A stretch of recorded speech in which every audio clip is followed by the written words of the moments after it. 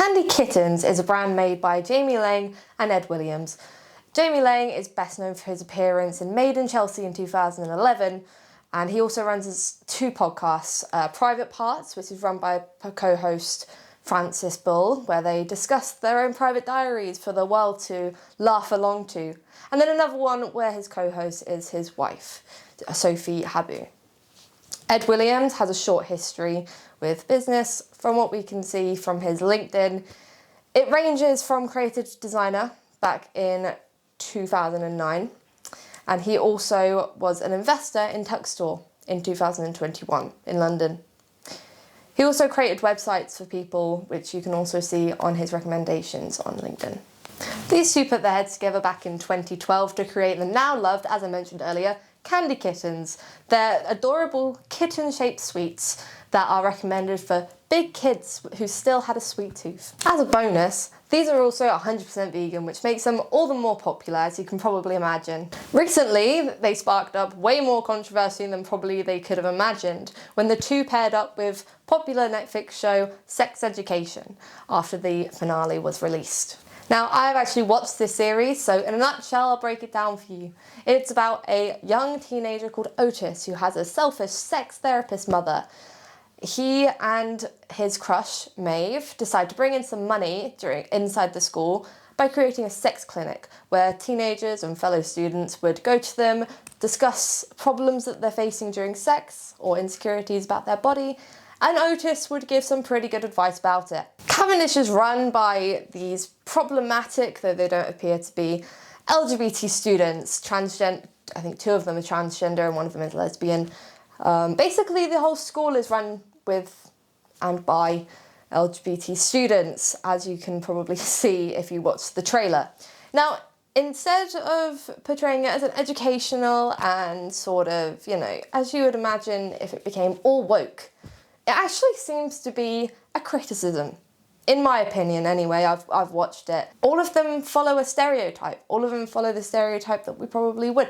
A lot of them are vegan. A lot of them are sensitive, or what you would deem to be sensitive if you lived 10 years ago. Now, onto the controversy that has sparked this video in the first place and sparked a lot of boycotting in shops such as Sainsbury's, Tesco, Morrison's, all of the popular brands. To honour the last season of Sex Education being presented, Sex Education and Candy Kittens teamed up and collaborated to create an 18+ version of the loved sweets. On the back of this packaging, it celebrates sex and promotes it, saying that sweets and sex go hand in hand, obviously. And also, they celebrate the fun times, the awkward times, and the downright dirty times. Some of the once beloved kitten shapes in the sweets have now been turned into depictions of condoms as well. I think everyone would agree that if these sweets were put in the 18+ section, if they weren't shown and presented towards children, then it would be totally fine. If they were put next to the alcohol or even put next to Durex on the condom section, it wouldn't be a problem. But that's not the case. These sweets are advertised with fruit gums, with Skittles, with everything. Fruit tots, or jelly tots, sorry. They are advertised in the typical sweet, fun section that the kids all run to once you go shopping. People are saying that this collaboration is unnecessary, that there's no need to put sweets and sex together, especially not one that big kids with a sweet tooth adore so much. People say that they haven't actually considered the kids who buy these continuously, and some people have gone so far as to say that it's sexualizing children and trying to make children have sex more for whatever reason. I can only guess that it's something quite malicious. Now, what do you think? Do you think that Jamie and Ed were just trying to do something harmless with celebrating Sex Education, which is a popular Netflix show that people love so much?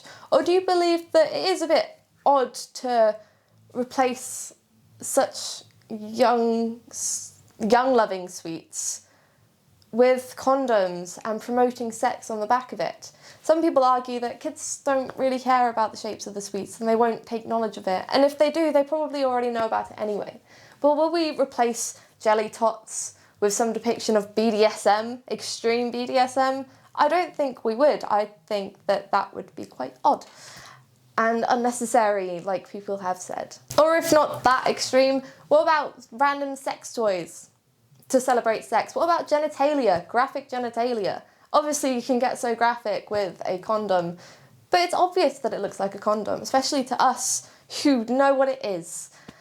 It's just something that people probably wouldn't do. I would say that personally, I think that the sweets are totally fine so long as you keep it away from the child aisle and keep it away from children in general. Put it with the alcohol, put it with the condoms. There's no reason for it to be present in front of a child.